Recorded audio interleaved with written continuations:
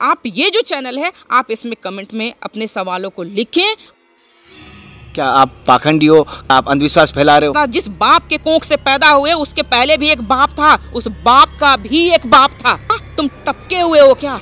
और मैं आपको बता दूं, नवंबर तक आने वाले समय में कुछ महीनों में इतनी भयानक जलजला और भूकंप, आधी जनसंख्या समाप्त होने के कगार पे है। ये अघोर है जो मनुष्य का मांस खाते हैं और मनुष्य के मांस के साथ पूजा करते हैं। क्या मनुष्य के मांस खाते हो आप? नहीं, हाँ, मुझे जब जरूरत पड़ती तो मैं भक्षण कर लेती हूँ। भक्षण कर लेती हूँ, बिल्कुल भक्षण कर लेती हूँ। अभी किया। हर एक चीज़ की एक क्रिया होती है, एक विधान होती है। आज हम जो जिस टेक्नोलॉजी की बात कर रहे हैं ना, आप जिस टेक्नोलॉजी के जरिए मेरा इंटरव्यू देश तक पहुंचा रहे हैं, ये टेक्नोलॉजी बच्चों का खेल है। अघोरियों को एक बार ज़्यादा संपर्क में बहुत मान सम्मान मिलता है, उसके बाद उसकी दुर्गति बहुत ज़्यादा गंभीर हो जाती है। ठीक है, शक्तियों ने अगर आपको बनाया है तो शक्तियाँ आपको बिगाड़ भी सकती हैं। इस बात को कभी मत भूलिए। और अति सर्वत्र वर्जित। जेन्युइन तरीके से मैं जिन लोगों के काम किए, और यहीं बैठ करके मैंने लोगों के काम किए हैं, शायद उन तक भी मेरा ये इंटरव्यू जाएगा। वो पूरे देश में 5 करोड़ रुपए फूंक करके तांत्रिकों के बीच में आए थे। कन्हैया जी के थ्रू मुझ तक सारे सवाल आपके आएंगे और मैं आपके सवालों का जवाब दूंगी अगली बुलेटिन में, अगर आप लोगों के अंदर जिज्ञासा होगी तो। क्योंकि प्रश्न नहीं पूछोगे तो उत्तर कभी नहीं मिलेगा। और सवाल करने के लिए क्या होगा? पहले तो देखना पड़ेगा। देखने के बाद एक एक बड़े ध्यान से देखना, और जो भी जिस वक्त जो प्रश्न आए ना, उसको रोक करके वो प्रश्न जरूर लिखना। और प्रश्न लिखने के बाद अगला फिर देखना, फिर प्रश्न लिखना, और जितने सवाल आपके इकट्ठे होंगे उनके जवाब मैं जरूर दूंगी।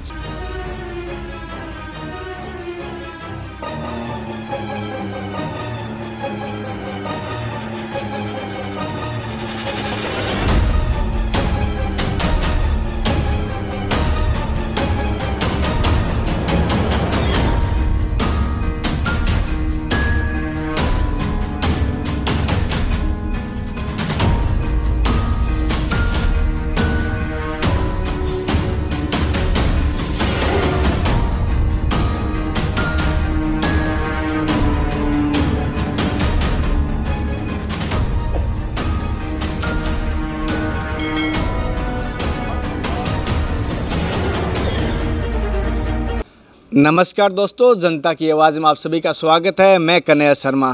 पहले तो मैं बता देता हूँ आपको सबसे पहले टाइम बजे हैं रात के 12:36। और जैसे कि आपको मैं बता देता हूँ, आज अमावस्या सबको पता है। और कल वैसे 2 दिन अमावस है, आज संडे को भी अमावस है और कल सोमवार को 10 बजे तक अमावस है, जैसे आप सबको पता है। मैं आपको ये भी एक साथ साथ आज शमशान भूमि में रात को 12:30 बजे और 1 बजे के बीच में क्या कर रहा हूँ, इसकी पूरी जानकारी देने से पहले हमारे साथ अघोर जुड़े हुए माता जी, उनसे हम जानकारी लेंगे। और क्योंकि लोगों ने मुझे अघोर को लेकर कुछ सवाल भी उठाए थे। पिछली बार मैं एक अघोर को लेकर आया था सवाल, लेकिन उन्होंने अपने विचार बताए। साथ साथ किसी ने मुझे कमेंट किया, सर सिद्धियाँ किस प्रकार होती है, अघोर क्या करते हैं रात को, क्या ऐसी चीज़ है पर्दे के पीछे की जाती है। और समाज से कुछ आए थे कि ऐसे अघोरियों के चक्कर में मत जाना, आपको भुरकी डाल देंगे। बहुत सारे हम सारे सवाल करते हैं। आपको ऐसे बता दूंगी इंट्रो, तो इनसे कैसे बात कर पाएंगे। माता जी, पहले तो आपके चरणों में मेरी तरफ से, मेरी दर्शकों की तरफ से कोटि कोटि प्रणाम। भगवती आनंद मंगल करें। जय हो, जय श्री महाकाल। पहले तो आपका शुभ नाम? मेरा नाम doctor Yogeshwari. Doctor Yogeshwari, doctor किस पढ़ाई आप? हाँ, मैं गायनी सर्जन रही हूँ। अच्छा, आप कहाँ से विलोम रखते हैं? मेरा जन्म स्थान झारखंड है। अच्छा, और अभी कहाँ रहते हो आप? संपूर्ण भारत मेरा स्थान है। अच्छा, जैसे आप अघोर हो तो आपके कोई ना कोई गुरु रहते हैं। गुरु कौन है आपके मेन? तो देखिए, मेरे गुरुदेव जो हैं पंडित राम शुक्ल मिश्र जी हैं, और मेरी गुरु, मेरी जन्मदाती है स्वयं मेरी माँ हैं, और मेरी पराम्बा मेरी गुरु रही हैं। अच्छा, जैसे कि मैं पहले तो ये जानना चाहूँगा, अभी जो आप रात को अभी 12-1 के बीच में शमशान भूमि, पहले तो बताइए कौन सी क्रिया कर रहे थे, फिर हम चलते हैं अघोर पंथ के ऊपर। शमशान काली की साधना है। अच्छा, दूसरी बात एक जानना चाहता हूँ, अघोर है क्या? क्योंकि अघोर को लोग इस नज़र से देखते हैं, समाज को इसको दूर रखा जाता है या समाज आपसे दूर रहना चाहता है। मुझे ये समझ नहीं है, या समाज आपसे दूर रहना चाहता है या समाज को इससे दूर रखा जा रहा है। समाज को इससे दूर रखा जा रहा है। सबसे बड़ी बात है कि समाज में भ्रांतियाँ ऐसी फैलाई गई हैं ना कि लोग अघोर के नाम से डरते हैं। क्या आपको डर लग रहा है मेरे पास बैठ के? मुझे तो नहीं लग रहा। आपने मेरी पूजा में कोई विकृति देखी तो फिर आप कैसे कह सकते हैं अघोर गंदा है? अघोर पूर्ण रूप से शुद्ध सात्विक है। आपका जन्म कहाँ से हुआ? आप कहाँ से पैदा हुए? माँ के कोख से। माँ के कोख ठीक है, से। माँ के गर्भ से पैदा हुए। लेकिन मैं कहती हूँ कि आप पंच महाभूत तत्वों से पैदा हुए। तो सही है। सही है कैसे? क्योंकि शरीर अपने 5 तत्वों से बना हुआ है। बिल्कुल 5 तत्वों से है। तो ये जब 5 तत्व जो हैं, क्षितिज जल पावक गगन समीरा, ठीक है, तो ये 5 तत्व स्वयं में तो अघोर ही हैं। फिर अघोर आप कहते किसे? विश्व का हर एक प्राणी, हर एक मनुष्य अघोर है। अघोर कोई अलग से पैदा नहीं हुआ है। किस प्रकार आप कह रहे हो कि सभी अघोर है? क्योंकि इस अघोर का जब मैं नाम लेता हूँ, सनातन धर्म के पदाधिकारियों से मैं जब बात की थी, तो अघोर का जब टॉपिक आता है, हम वैसे नहीं है। क्यों? और ऐसा क्या कारण है? अघोर का जो यज्ञ कुंड होता है वो त्रिकोण ही होता है ज़्यादातर, मैंने देखा है। देखो प्रकृति, मैंने कहा ना कि पंच महाभूत तत्व ही अघोर है। अघोर कहीं अलग से पैदा नहीं हुआ है। हम और आप स्वयं में अघोर है। मैंने बोला ना, आपने पूछा ना कि अघोर है क्या, मैंने कहा आपका जन्म कहाँ से हुआ है? माँ के गर्भ से।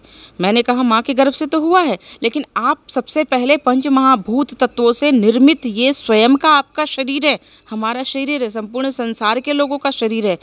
तो एक किसान बीज बोता है। बीज कहाँ बोता है? धरती में, धरा में बोता ना। उसमें पोषण किसका होता है? उस बीज को अंकुरण करने के लिए क्या डालता है? जल, पानी। ठीक है। उसके बाद जब बीज अंकुरण होके थोड़ा सा बढ़ने लगता है, उसके बाद उसको आवरण किसका मिलता है? आकाश का। आकाश का आवरण मिलता है। फिर उसमें उसको फलने फूलने के लिए हवाओं का झोंका का स्पर्श मिलता है, यानी वायु तत्व का स्पर्श मिलता है, ठीक है। वायु तत्व के स्पर्श के बाद अग्नि तत्व का स्पर्श, यानी सूर्य की रोशनी मिलती है बीज को पकने के लिए। मिला?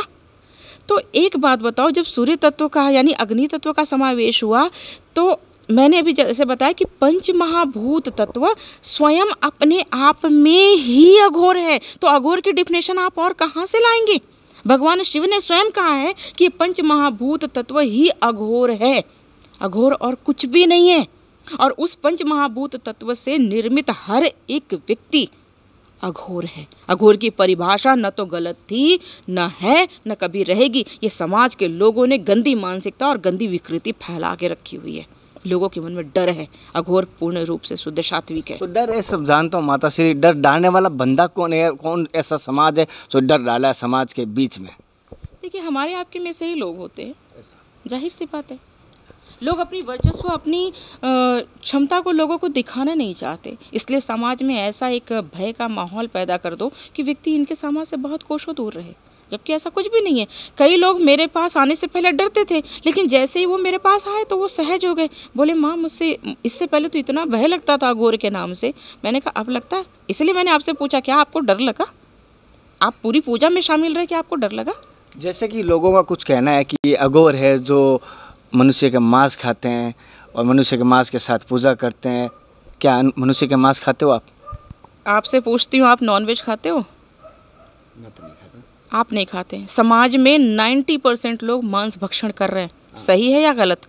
कर रहे हैं। कर रहे हैं ना? कर रहे हैं। एक बात बताओ, आप जिंदा बकरे को, मुर्गे को धारदार चीज़ों से मारते हो, उसके बाद जब मारते हो जो 6% जो वायु होती है ना पूरे शरीर में सबसे महत्वपूर्ण है, जो सिर्फ और सिर्फ 6% है। तो आप एक बात बताइए, इस शरीर में से प्राण वायु निकल गया तो ये मुर्दा हो गया। जो जीव, जो बकरा और मुर्गा खा रहे हो, उसके शरीर में से 6% की जो प्राण वायु है वो निकल गई और उसे आप खा रहे हो, तो वो मुर्दा नहीं है या नहीं है? और आप उसको बढ़िया बाकायदा कटवा के लाते हो घर में, उसको तेल का जो भी आप जैसे भी बनाते हो तड़का लगाते हो, फिर उसके बाद तेल मसाला डाल के उसका भक्षण कर रहे हो ना। तो आम जनमानस, आम जनता भी तो भक्षण कर रही है मांस का। 90% लोग मांस भक्षण कर रहे हैं या नहीं कर रहे हैं? मैं तो पूर्ण शुद्ध सात्विक, मैं तो लहसुन प्याज भी नहीं खाई, आज 20-25 साल से ऊपर हो गए, मैं तो लहसुन प्याज का भी भक्षण नहीं करती। फिर भी मैं अघोर पंथ में हूँ कि नहीं हूँ? और सबसे पहले मैं किसी पंथ में जाने से पहले मैं सनातनी हूँ, मैं सनातन हूँ। और सनातन धर्म से बड़ा ना तो कोई धर्म था, न है, न रहेगा। तो हर एक भारत के बच्चे को ये जान लेना चाहिए कि पहले ब्राह्मण, वैश्य, शूद्र, क्षत्रिय में विभक्त होने से पहले सबसे पहले आप सनातनी बनो, आप हिंदू बनो। अगर आप सच में सनातनी हो तो ना तो अघोर गलत था न है। और मैं सनातनी हूँ, मैं न तो किसी अघोर पंथ से बिलोंग करती हूँ, न किसी धर्म संप्रदाय से बिलोंग करती हूँ। मैं सिर्फ और सिर्फ सनातनी हूँ। आप माता, आप नहीं खाते होंगे, कोई कुछ तो अघोर खाते होंगे। देखिए, जीवन यापन करने के लिए अघोर का मतलब होता है कि सहज हो जाना हर अवस्था में। अभी ये राख खाएगा तो आप बोलोगे अघोर तो राख खाता है। आप राख नहीं खा सकते, नहीं खा सकते। आप खाते हो राख? नहीं, हाँ, मुझे जब जरूरत पड़ती तो मैं भक्षण कर लेती हूँ, भक्षण कर लेती हूँ, बिल्कुल भक्षण कर लेती हूँ। अभी किया। हर एक चीज़ की एक क्रिया होती है, एक विधान होती है। मैं आपको दिखाने के लिए या जगह को दिखाने के लिए अपने नियम कभी नहीं तोड़ूंगी। हर एक पूजा का, हर एक क्रियाओं का एक निश्चित समय होता है। तो समय के विरुद्ध न व्यक्ति कभी जाना चाहिए, न कभी जाता है। अघोर समाज के लिए पहले जानता हूँ, अघोर देश के लिए क्या भला कर सकता है ये जान। अगर इतनी क्रिया आप जानते हो, इतना आप तांत्रिक करते हो, तो देश में क्या भला कर सकते हो आप? सबसे बड़ी बात कि देश के लोगों की विचारधारा शुद्ध हो जाए। लोग कहते हैं ना, एक चना भाड़ नहीं फोड़ता, पर मैं कहती हूँ एक चना भाड़ फोड़ता है। सूर्य अकेला ही आता है। सूर्य उदय के टाइम में कोई सोए या जगे, उसे कोई प्रणाम करे, जल दे, सूर्य को कोई फर्क नहीं पड़ता। मैं जब सब कुछ छोड़ करके सनातन धर्म और संस्कृति के लिए आई हूँ, अपने धर्म की रक्षा के लिए आई हूँ, तो मेरा सिर्फ एक ही कार्य होता है, जगत कल्याण। और मैं आपको बता दूँ, नवंबर तक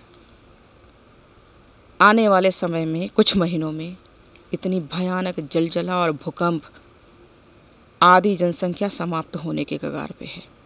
ये प्रकृति का कहर है, क्योंकि 7 ग्रह एक स्थान पे बैठे हैं, मृत्यु स्थान पे। और उनका संचालन कौन कर रहा है? शनि, जो स्वयं न्याय के देवता हैं। और ये भविष्यवाणी मेरी आज से 4 साल पहले थी, जो आज मैं अभी आपको पुनः दे रही हूँ। क्योंकि 7 ग्रह जो हैं वो मृत्यु स्थान में बैठे हुए हैं। और उन ग्रहों का संचालन कौन कर रहा है? जो स्वयं न्याय के देवता हैं, शनि, जिन्होंने अपने पिता को भी नहीं छोड़ा। तो मैं इस इंटरव्यू के माध्यम से एक ही संदेश संपूर्ण देश और विश्व में देना चाहूँगी कि लोग अपनी प्रकृति से जुड़ जाएं। क्योंकि व्यक्ति जब मूल से भटकता है ना, तो वो कहीं के लायक नहीं होता। और कोरोना ने भी ये संदेश दे दिया कि तुम चाहे जितने भी सामरिक शक्तियों से लैस क्यों ना हो, तुम्हें वापस आना पड़ेगा प्रकृति के गर्भ में ही। और आपके सामने प्रमाण प्रत्यक्ष है, और पुनः ये प्रमाण आने वाला है। मैं सिर्फ इतना ही कहूँगी कि धर्म से विमुख मत होइए। आपका सनातन धर्म, आपकी भारत की सभ्यता और संस्कृति बहुत धनवान है, जिसका अनुकरण संपूर्ण विश्व करता है। विश्व के लोग आकर के अपनी संस्कृति, सभ्यता को, अपने धर्म को जानना चाह रहे हैं, और हम भारत के लोग होकर के कहाँ, किस अंधकार में सो रहे हैं। माता, एक चीज़ और जानना चाहता हूँ। जैसे हम देश की बात की, मैं एक चीज़ और जाना, अघोर समाज के साथ, परिवार के साथ क्या भला कर सकता है? ये समाज में कैसे हित कर सकते हो आप? भगवान, जब आपके जीवन में परेशानी होती है तो आप कहाँ जाते हैं? मंदिर जाते हैं। हाँ। मंदिर में भगवान मिलता है? मिलता है।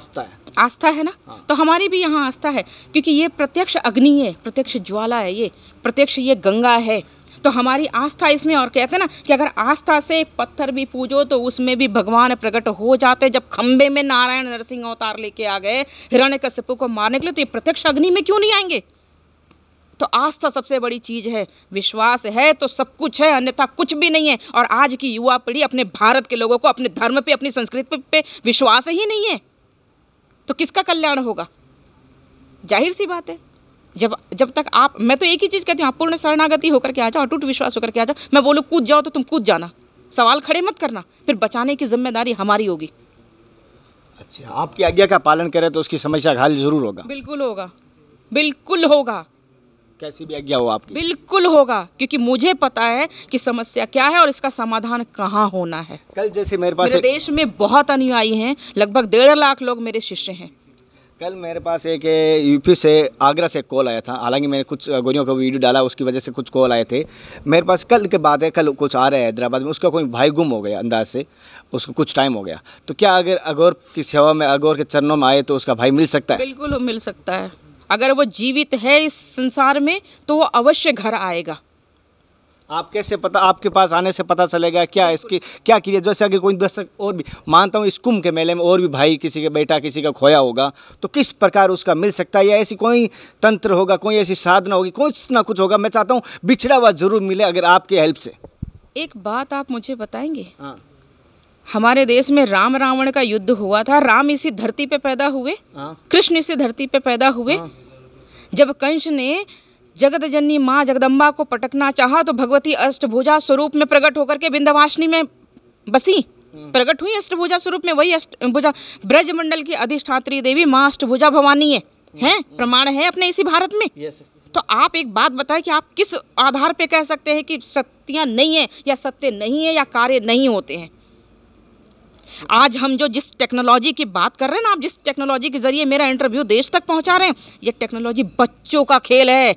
हमारी जो रावण और राम की युद्ध हुए थे ना, महाभारत काल के जो युद्ध हुए थे, जो रामायण काल में युद्ध हुए थे, वो टेक्नोलॉजी बहुत सुपर एक्स्ट्राऑर्डिनरी टेक्नोलॉजी थी जो आज के ज़माने में नहीं है। और शायद इस कलयुग में वो टेक्नोलॉजी आ भी नहीं पाएगी जो टेक्नोलॉजी अनंत अनंत कालों के पूर्व थी।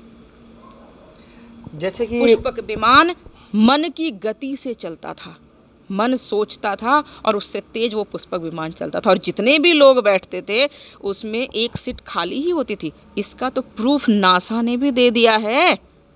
तो आप किस धराधाम पे जी रहे हो, किस शक्ति को और किस सत्य से आप अनभिज्ञ हैं? सब कुछ कंट्रोल करने की कैपेसिटी इस ब्रेन में है। तंत्र कहीं अलग से नहीं आया है। तंत्र का मतलब होता है कि आप अपने शरीर के एक एक तंत्र को अपने हिसाब से चला लो, उस पे नियंत्रण कर लो, तो वही तंत्र है। और इस ब्रह्मांड की सुपरनेचुरल पावर आप हैं। क्यों? क्योंकि आपका शरीर, आपका मन और आपकी बुद्धि, ब्रेन, बॉडी, आपका ब्रेन और आपका मन, ये तीन चीज को जब तक आप एक सीध में सामंजस्य के साथ नहीं ला करके साधोगे ना, आप नहीं कर सकते हो किसी भी चीज को। और जिस दिन आपने सीख ले, आप टेलीपैथी क्या होती है? मन की गति से चलने वाला पुष्पक विमान क्या था? टेलीपैथी ही तो था। मन की गति से आप उड़ सकते हैं। हनुमान जी महाराज कैसे चलते थे? सब कुछ इसी भारत की सभ्यता और संस्कृति में है, बशर्ते हम और आप अपनी शक्तियों को भूल गए हैं। और मैं इस इंटरव्यू के माध्यम से सिर्फ इतना ही जन तक पहुंचाना चाह रही हूँ कि आप विश्वास करो, एक बार विश्वास करके देखो, आपके जीवन में परिवर्तन आना निश्चित है। उससे कोई काट नहीं सकता है, बशर्ते अटूट विश्वास होना चाहिए। माता जी, आज हम जब एक छोटी सी बात बता रहा हूँ, हम निरंजन अखाड़ा की तरफ जा रहे थे, तो घटना मैं रियली बताता हूँ। एक बात, जा रहे थे, एक संत मिला था। पहले कह रहे मैं अघोरी था, उसके बाद ज़्यादा एक बार तो अच्छा मिला, मुझे मान सम्मान मिला, बाद में मेरे को ज़्यादा परेशानियों का सामना करना पड़ता है। या अघोरियों का एक बार ज़्यादा संपर्क में बहुत मान सम्मान मिलता है, उसके बाद उसकी दुर्गति बहुत ज़्यादा गंभीर हो जाती है। जब आप किसी भी शक्तियों के साथ खेलेंगे, उसका दुरुपयोग करेंगे, तो शक्तियां आपके नियंत्रण में नहीं है महाराज। ठीक है, शक्तियों ने अगर आपको बनाया है तो शक्तियां आपको बिगाड़ भी सकती हैं। इस बात को कभी मत भूलिए। और अति सर्वत्र वर्जित। और ये आपके बैंक बैलेंस की तरह है, सिर्फ ये इनकमिंग फैसिलिटी नहीं है, या आउटगोइंग भी है। माताश्री, एक छोटी सी मैं माफ़ी चाहूँगा पहले तो, क्योंकि सत्य से नकार नहीं सकता मैं चेहरा, क्योंकि जनता को मैं सत्य दिखाना चाहता हूँ। क्योंकि एक मानता हूँ आप सत्य अघोरी हो, लेकिन आज की बाज़ार में एक चीज़ ओरिजिनल आती है, उसकी 10 तो डुप्लीकेट पहले निकल जाती है। तो आज की टाइम में मैं देखा हूँ, मुझे बहुत सारे मिले अघोरी। तो जनता ये चाहती है कि सर हम बताओ अघोरी सही कौन सा है, ओरिजिनल कौन सा है। क्यों, मैं आज से 17 से 18 अघोरियों से मैंने इंटरव्यू लिया है, लेकिन वो जनता ये जानना चाहती है सर सबसे बेस्ट अघोरी कौन सा है, किसके पास जाएं, ये आप बताओ थोड़ा सा। देखो, पहली चीज़ ये कि मैं अघोरी नहीं हूँ। मैंने आपको शुरू में ही कहा कि मैं सनातनी हूँ, और अघोर पूरी प्रकृति है, अघोर आप स्वयं हो। बशर्ते फ़र्क सिर्फ इतना है कि हमने काला कपड़ा पहन लिया, हम यहाँ आसन लगा के शमशान के सामने बैठ गए, तो आप मुझे अघोरी नाम दे दिए हो। अघोर तो आप भी हो, क्योंकि जब पंच महाभूत तत्वों से निर्मित हमारा शरीर है, जो स्वयं पंच महाभूत तत्व अघोर है, तो आप कैसे बच गए अघोर से? आप मुझे जवाब दें। और रही बात किन लोगों के पास जाएं, तो एक बात मैं बता दूं, अगर एक बच्चे में भी विश्वास करोगे ना कि उस बच्चे की जबान सत्य है, क्योंकि सत्य की बहुत बड़ी ताकत होती है और सत्य ऐसे नहीं मिलता। क्योंकि एक अभी आपने कहा ना कि एक अगर ओरिजिनल आता है तो उसके पहले 10 उसका डुप्लीकेट निकल जाता है। तो समाज में भीड़ है, इस भीड़ में तो पहचानने की क्षमता आपको होनी चाहिए ना। और मैंने ये देखा है, सत्य परेशान बहुत होता है। जेन्युइन तरीके से मैं जिन लोगों के काम किए, और यहीं बैठ करके मैंने लोगों के काम किए हैं, शायद उन तक भी मेरा ये इंटरव्यू जाएगा, वो पूरे देश में 5 करोड़ रुपए फूंक करके तांत्रिकों के बीच में आए थे, और हमारा बच्चा ये सामने खड़ा है, ये प्रमाण है। उसके बाद यहाँ से उनकी समस्या का समाधान हुआ। मैंने कुछ नहीं किया, अर्जी लगा दिया।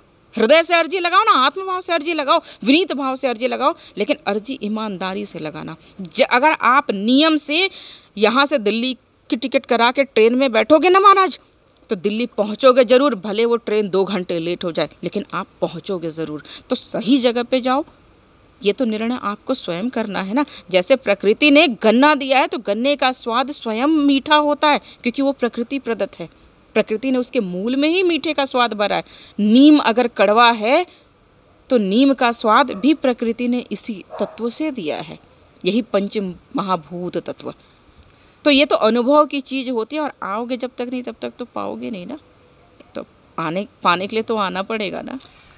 माताश्री, एक छोटी सी जानकारी और लेना चाहता हूँ मैं, क्या आप प्रेत सिद्धि ऐसी कुछ करते हो साथ में? क्षुद्र शक्तियाँ क्षुद्र गति ही प्रदान करती हैं। मैं देखने वाले को, चूँकि कई लोगों के मन में जिज्ञासाएं होती हैं, लोग प्रश्न करते हैं, मैं आपको एक ही चीज़ कहूँगी कि कभी भी क्षुद्र शक्तियों का सहारा मत लीजिए। क्षुद्र शक्तियाँ आपको हमेशा नीच गति ही प्रदान करेंगी। जब भी आप पूजो इष्ट को और शुद्ध सात्विक शक्तियों को पूजो, क्योंकि सात्विक शक्तियों का तेज अनंत अनंत काल तक बना होता है। इसलिए मैं सहारा नहीं लेती, और मैं इस सहारा लेने के लिए किसी को सलाह भी नहीं दूंगी। जैसे कि एक अभी आज मैं देखा हूँ राजस्थान से मेरे पास एक बार कॉल आया था अभी 2 दिन पहले। सर, हमारे जैसे भूत कहते हैं या कुछ प्रेत कहते हैं, हमारी बहू के ऊपर हो गया, क्या ये सच में होता है? हाँ, होती हैं, आत्माएं भटकती हैं भाई, जाहिर सी बात है।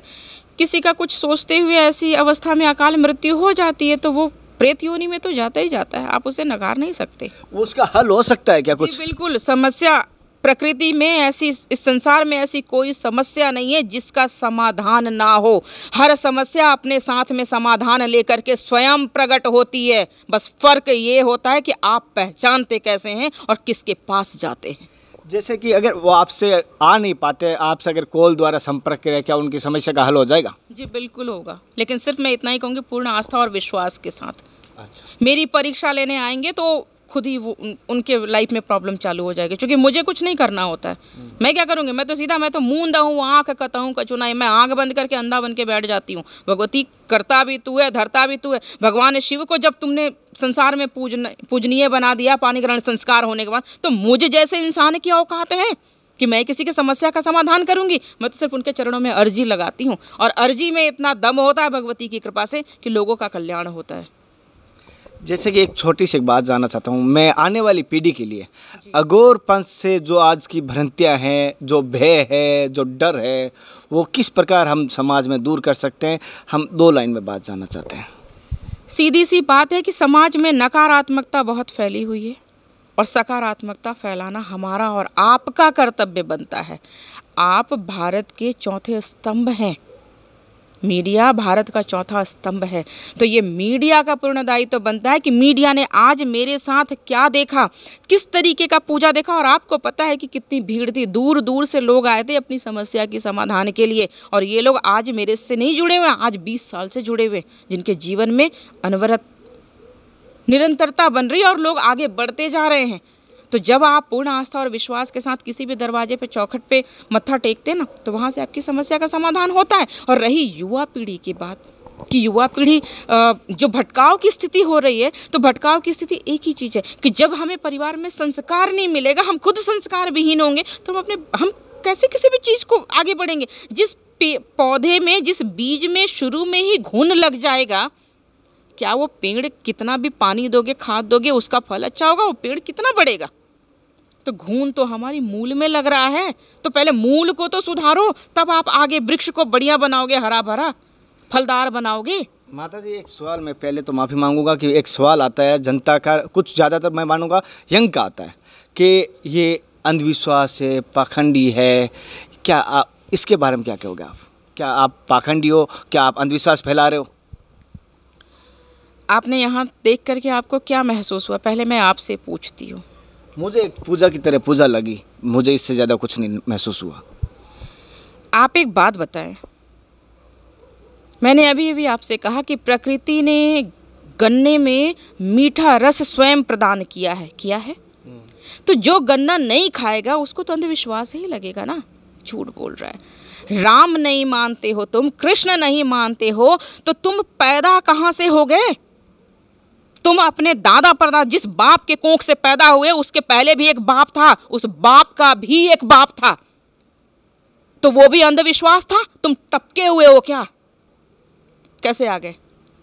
राम पैदा करने वाली इसी धरती पे वो जगदम्बा है, वो माता कौशल्या है। कृष्ण पैदा करने वाली वही देवकी और माँ यशोदा है।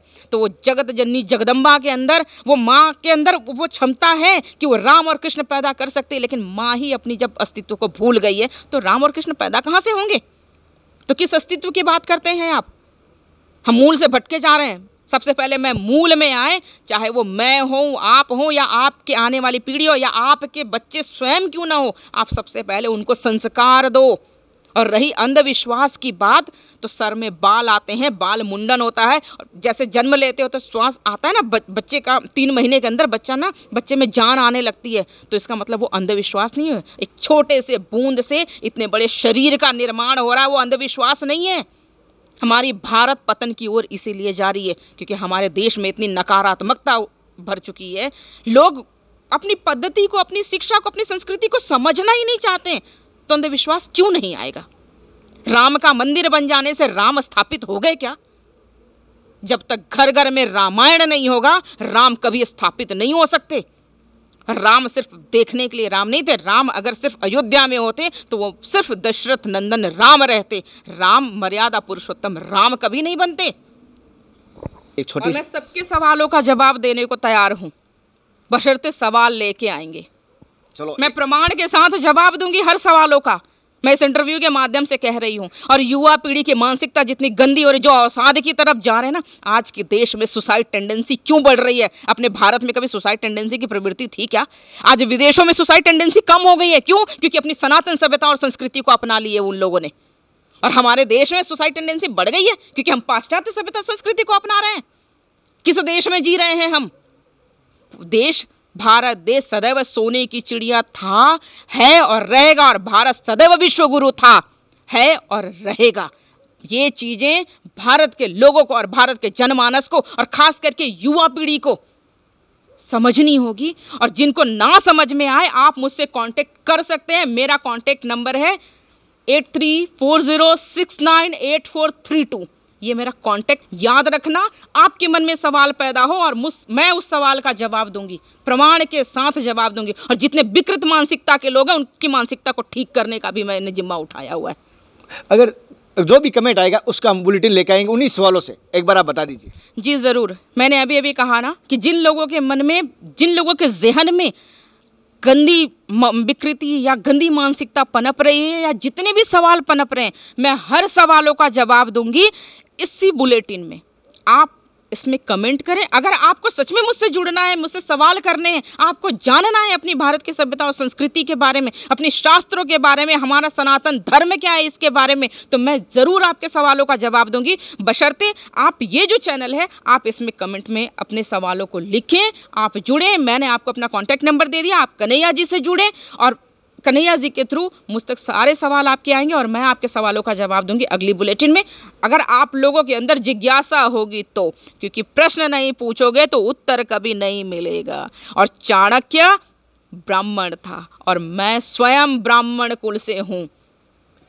पुरोहिती कर्म हमारे खानदान का पेशा है। 400 साल पुरानी गद्दी है। मैं जिस पीठ की, मैं 2 शक्तिपीठ की मालकिन तो नहीं बोल सकती, लेकिन सेवादार हूँ।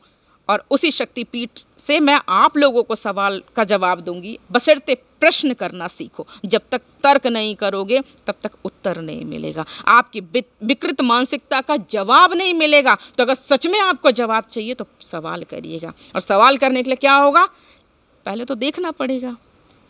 देखने के बाद एक एक बड़े ध्यान से देखना, और जब जिस वक्त जो प्रश्न आए ना उसको रोक करके वो प्रश्न ज़रूर लिखना। और प्रश्न लिखने के बाद अगला फिर देखना, फिर प्रश्न लिखना, और जितने सवाल आपके इकट्ठे होंगे उनके जवाब मैं ज़रूर दूंगी। आप इनके YouTube चैनल के माध्यम से मुझ तक जुड़ सकते हैं। और सभी को मैं बस एक ही आशीर्वाद दूंगी, सबकी बुद्धि बहुत शुद्ध सात्विक हो। साथ उन्होंने बहुत अच्छी बात कही है, अगर आप सवाल करोगे उन सवाल के जवाब देंगे। और जैसे कि हर बार सबको पता है, कहने की ज़रूरत नहीं, मैं फिर भी दिखा देता हूँ। सारे सवाल आपके माध्यम से जो आते हैं मैं लिख रहा हूँ और वही सवाल मैं करता हूँ। मेरी आदत भी यही है, क्योंकि नेक्स्ट सेशन में हम सवालों के जवाब ज़रूर लेंगे कन्हैया जी के साथ में। बस आप लोग सवाल करिएगा, क्योंकि जनता की आवाज़ है और जनता की आवाज़ जनता तक ज़रूर पहुँचनी चाहिए। उनके मन में जो जिज्ञासा है उस जिज्ञासा को मैं पूरी करूँगी, मैं शांत करूंगी। बस आप सवाल करें, मैं जवाब देने को तैयार हूं, बस आप सवाल करें। दोस्तों, मैं आपको विश्वास दिलाता हूं, इस बुलेटिन में कहीं पर भी एडिटिंग नहीं की गई है। अगर मेरे से गलत बोला गया तो मैं माफ़ी मांगता हूं। और इनके वचन आपको किस प्रकार लगे कमेंट द्वारा जो बताना। इनके विचारों जैसे भी कमेंट कर देना दोस्तों। और मेरे द्वारा दी गई जानकारी कैसी लग रही है कमेंट कर देना। फिर मिलते हैं नए टॉपिक के साथ, तब तक जय हिंद, वंदे मातरम, हर हर महादेव, हर हर गंगे।